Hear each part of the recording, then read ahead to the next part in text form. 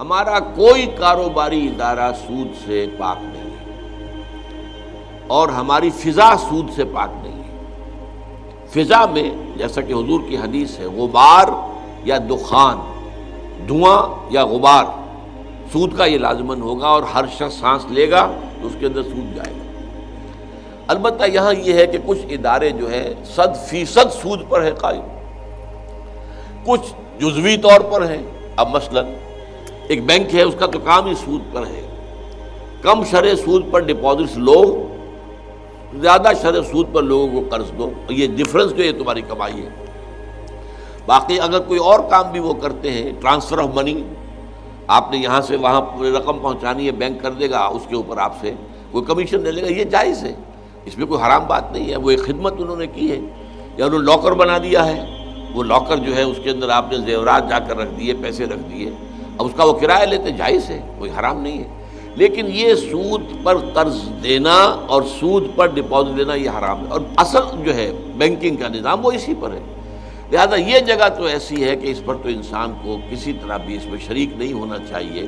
اور اس کے اندر ملازمت نہیں کرنی چاہیے۔ اب دوسرا معاملہ ہے، ایک ٹیکسٹائل مل ہے، وہ قائم کیا گیا ہے سودی قرضے پر۔ اب وہاں ایک شخص جو ہے ٹیکسٹائل مل میں کام کر رہا ہے، ایک مزدور کام کر رہا ہے،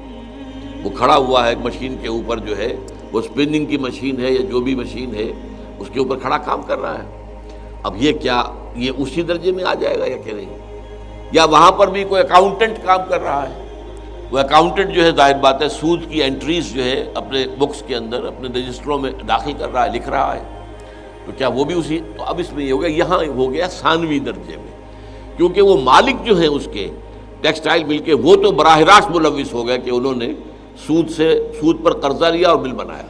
لیکن اس کے اندر جو سارے کام کر رہے ہیں ہزاروں مزدور، وہ ظاہر بات ہے ثانوی درجے میں ہیں، اس لیے ان کے بارے میں اتنی سخت بات نہیں ہوگی۔ اب اسی پر قیاس کیجیے ملٹی نیشنلز کا۔ ملٹی نیشنل بیسیکلی اس کے اندر حرام بات کوئی نہیں ہے۔ ملٹی نیشنل سے مراد کیا ہے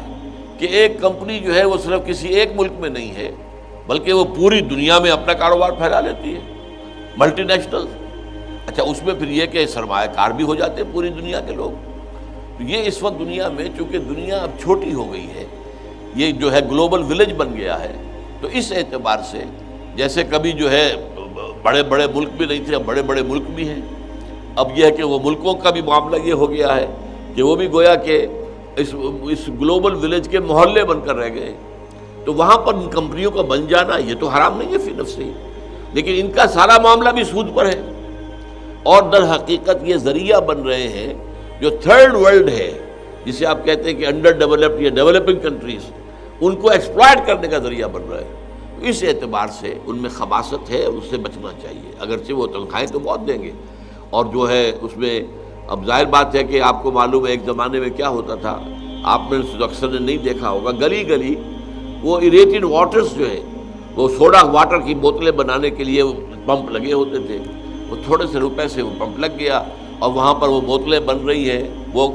اس میں گولی ہوتی تھی، ڈاٹ جو تھی گولی والی بوتل، اور وہ ہر جگہ ہو رہا کام، تو سب نے گویا کہ چھوٹے چھوٹے اس کے قرار کر رکھے، تو سب کو ایک کام مل گیا۔ اب یہ 7 اپ کی یہ کمپنی ہے اور پوری دنیا میں ہے، اور اس کے لیے کروڑوں روپے کی ضرورت ہوتی ہے۔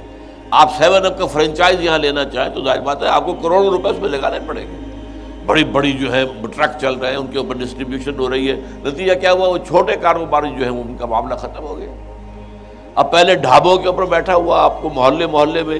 کوئی بیچارہ روٹی کھلا رہا ہے، کچھ کما رہا ہے، اب یہ ہوٹل اور اس کے اندر جو خرچے بھی ہیں اور اس میں بیٹھنے کا اس کا نظام ہے، تو اب وہ ان کے چھوٹے جو کام کرتے تھے ان کا کام ختم ہو گیا ہے، یا تو انہی کے جو ہے ایک بن جاؤ، برانچ بن جاؤ، اس برانچ بننے کے لیے لاکھوں کروڑوں روپے چاہیے۔ تو اس طریقے سے کیپٹلزم جو ہے اس دنیا میں جو ایک بہت بڑی لعنت ہے، وہ گلوبلائز ہو رہا ہے اس وقت، گلوبلائزیشن اس کا نام ہے، اور یہ بہت بڑا شر ہے۔ لیکن اس میں وہ حرمت کے اعتبار سے وہی بات رہے گی کہ اگر وہ بھی قرض لے کر سارا معاملہ کر رہے ہیں تو وہ پھر در حقیقت مکمل حرام ہو جائے گا۔ اگر یہ ہے کہ قرض تو لیا ہوا ہے لیکن اور بھی ان کا اپنا سرمایہ بھی ہے، تو وہاں پہ جو کام کرنے والے ہیں یا اس سے جو استفادہ کرنے والے ہیں ان کے لیے معاملہ اسی درجے میں نسبتاً ہلکا ہو جائے۔